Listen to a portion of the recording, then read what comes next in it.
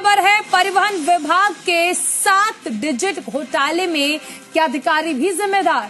आखिर RTO officers की भूमिका को लेकर क्यों नहीं की जा रही है जांच? मंत्रालयिक कर्मचारी संघ ने विभाग के आदेशों का हवाला दिया।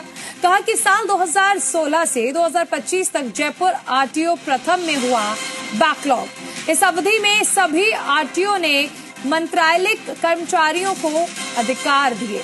बैकलॉग वेरीफाई करने के साथ ही अप्रूवल का भी अधिकार दिया। तत्कालीन आरटीओ विजयपाल सिंह, कल्पना अग्रवाल, राजेंद्र वर्मा से अब तक राजेंद्र सिंह शेखावत के समय में हुआ बैकलॉग अप्रूवल। सूचना सहायकों को टैक्स एंट्री के साथ साथ वेरीफाई और अप्रूवल की परमिशन भी किस आधार पर दी गई, ये सवाल है। और आखिर किस आधार पर आरटीओज ने दिए मंत्रालयिक कर्मचारियों को अधिकार?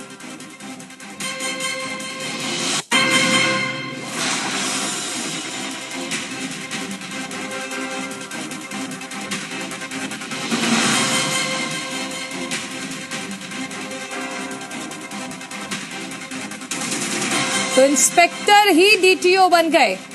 आरटीओ ऑफिसर्स की भूमिका पर जांच क्यों नहीं की जा रही है?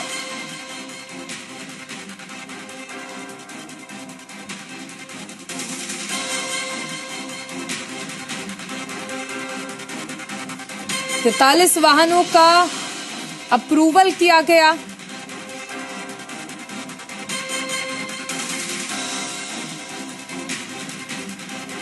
काशीराम हमारे साथ जुड़ गए हैं। काशीराम, क्या है पूरे मामले को लेकर अपडेट?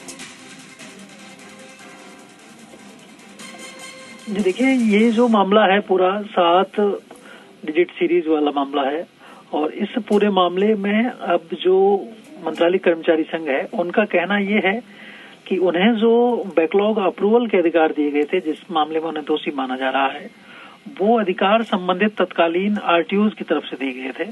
चाहे वो वर्ष 2016 में जो आरटीओ रहे विजयपाल सिंह हो या उसके बाद कल्पना अग्रवाल, राजेंद्र वर्मा, राजेंद्र सिंह शेखावत जो मौजूदा आरटीओ हैं, इन आरटीओ अधिकारियों द्वारा ही अधिकार दिए गए थे।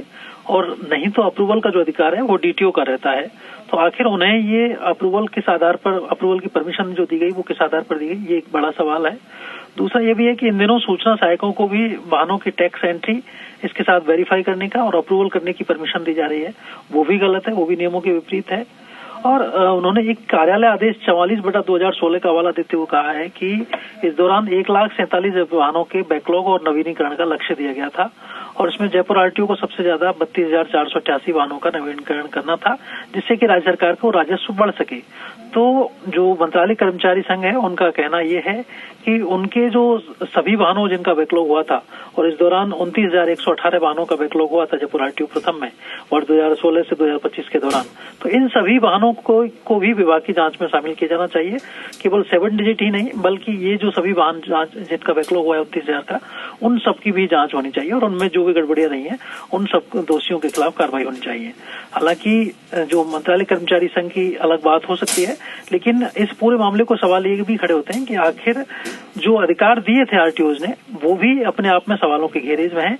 उन्होंने क्यों अपनी पावर्स डेलीगेट की और अप्रूवल के जो अधिकार हैं वो आखिर किस वजह से मंत्रालय कर्मचारियों को या सूचना सहायकों को दिए गए, ये अपने आप में बड़ा सवाल है। चलिए, शुक्रिया इस तमाम जानकारी के लिए काशीराम।